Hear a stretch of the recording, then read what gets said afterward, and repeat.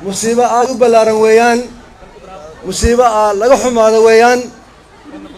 marka horta waxaan leeyahay reer Suuq Mugdi ilaahay horta musiibadaas ha inoo cawido oo ilaahay khayr ha inagu bedelo. maxay run ahaantii musiibo weyn weeyaan. waan soo maray meesha wixii ka dhacay, waan arkaa dukaamihii gubtay, waan arkay maalkii tagay iyo xoolihii gubteen waa ii muuqdaan. marka horta ilaahay baan horta waxaan ka baraynaa inuu horta musiibadaas dadka masaakiinta ee waxa uu ku dhacay horta inuu ilaahay khayr ugu bedelo ayaa ilaahay ka baryaynaa. midda labaad waxaan aad uga xumahay in muxuu ahaa meeshan anigu waxaan ku ogaa dawlad. markii meeshan aan ka tagaayay dawlad baan ku ogaa, dawlad mutakaamil ah oo gawaarideedii wadato oo dabdamiskeedii wadato. hadda waxaa la ii sheegay xalayto meeshan in hataa hal gaari uusan imaanin oo dabdamis ah. kollayba arrinta ayada waxay ku dhacdee waa wax isweydiis leh weeyaan, laakiin waa wax aad looga xumaado weeyaan. 6 gawaari oo kuwa dabka damiyaan ah baan meeshan aan ku ogaa oo markuu dab dilaaco imaan jireen. laakiin horta in xalay ilaa saaka hataa hal gaari uusan muuqanin kollay waa iska imtixaan weeyaan. ayadana kollayba waa wax isweydiin doono weeyaan. midda saddexaad waxaan rabaa inaan idiin sheego reer Suuq Mugdi, meeshan aniga waagii aan ka tagaaye plan baa jiray, plan weyn baa jiray inaan suuqan aan dhisno. haddana waxaan idiin sheegayaa ilaahay idinkiis haddii aan soo noqdo suuqanayto sidan ma ahaanayo. plankeeda waa diyaar, waan dhisaynaa insha allahu tacaala. suuqan waa la dhisi, cid kasta oo suuqan meel ku lahna meesheeda bay ka qaadani. dadka waxaa weeye waxaa been baa loogu sheekeeyaa.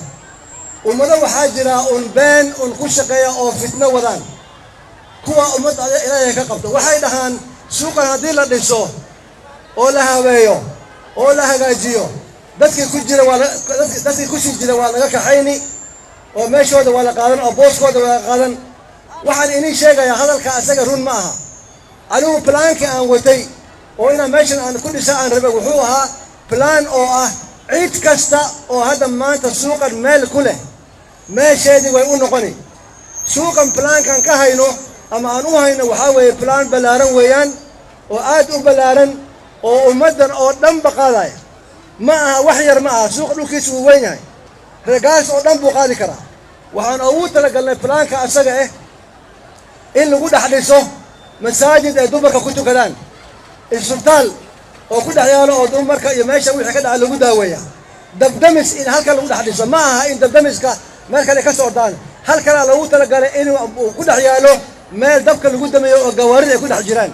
waxaan ugu talagalnay police station inuu ku dhex jiro, yacni plan weyn oo aad u ballaaran oo plan weyn oo uu ka kooban yahay ilaa iyo 5 dabaq weeyaan oo aan ugu talagalnay.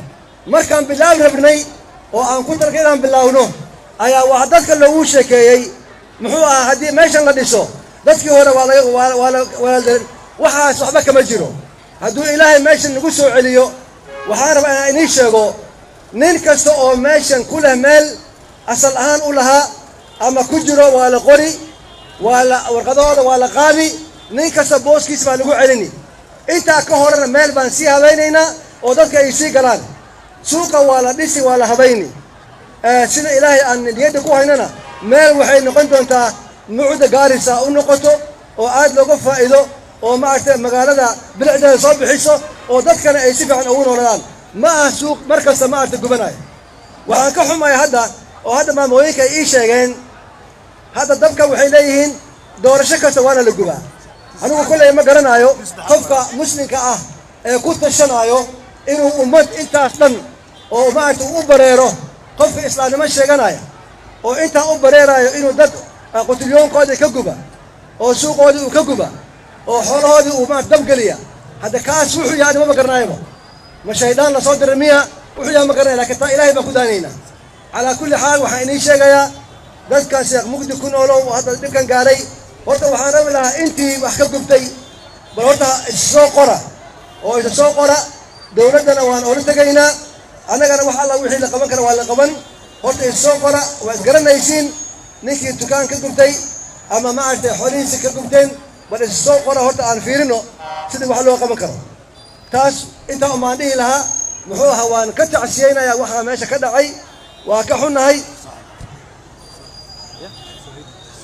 waa aad baan ugu xunnahay ay in run ahaantii musiibo intan leeg maas ay dhacdo oo la leeyahay haddana dad baa ugu talagale kolley waxaan fahmayna ma luqadaan fahmayna ma aha ilaahayga caza wajalla baa maata u sheegaynaa laakiin waxaan inii sheegayaa meesha tan waa la habeyn doonaa niyadda khayr u sheega aad iyo aad waxaan ugu xumahay in gawaaridii simamootoga ahaa ee dabdamiska ahaa aysan halna kada ay shaqaynhaynin in gawaaridii la leeyahay inaysan hal shaqaynhaynin oo la leeyahay way wada fadhiyaan oo waxay u fadhiyaan taayiray u fadhiyaan oo waxay u fadhiyaan dab oo batri u fadhiyaan waa ka xumahay waayo arrinta ayada waa ka tacsiyeynayaa suuq mugdi ka raali ahaada insha allah dhibka waa laga bixi doonaa